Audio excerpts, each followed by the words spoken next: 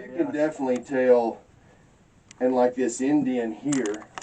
Oh yeah, look at that. There's a horse with the man on it.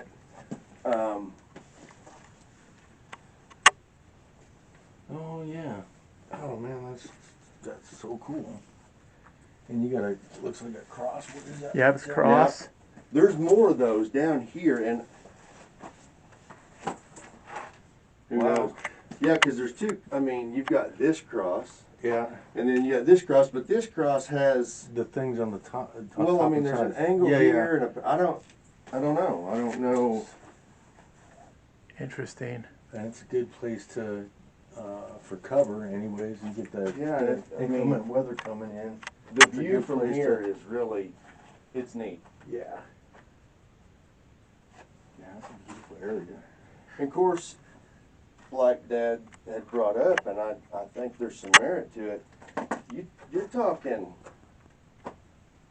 several hundred years ago. Yeah. So if you think of how this changed, this very well could have been, water could have been running closer here. Yeah. And then as things changed, it reverted over there, because I mean, water flow changes all the time. It does. Yeah. Over the course of even 100 years.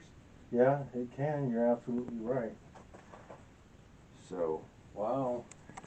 Yeah, it's and it looks like they've made campfires here, unless that's just the natural coloring of the rock. Yeah, I don't know. I'm not real sure. There is a lot of that darker stuff, that mineral deposits. I see.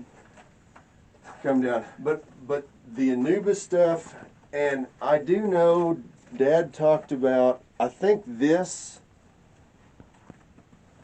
was the rising sun, and then this was the setting sun. Based on So when the equinox comes, it comes through here. Sure.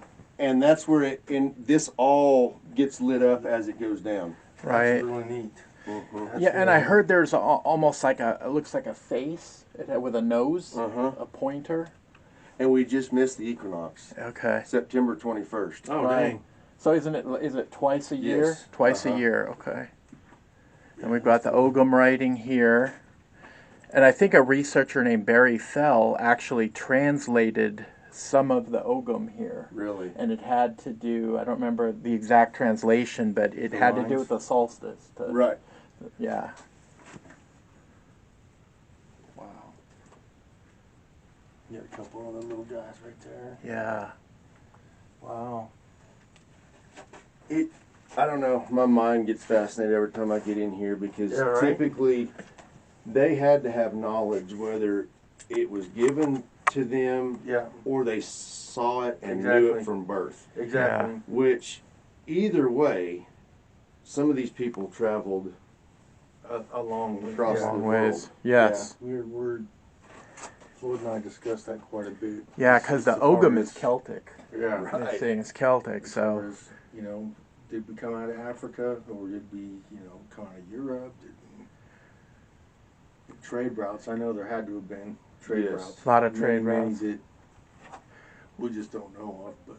Well, I was telling Sean there was an explorer named Thor Heyerdahl in the 70s and 80s. He constructed ancient ships, and he sailed across the Atlantic, and he sailed across the Pacific. And he wanted to prove that if they can use the ancient techniques and the materials, that these people did thousands of years ago, and they could make this journey, then other people surely could have done it.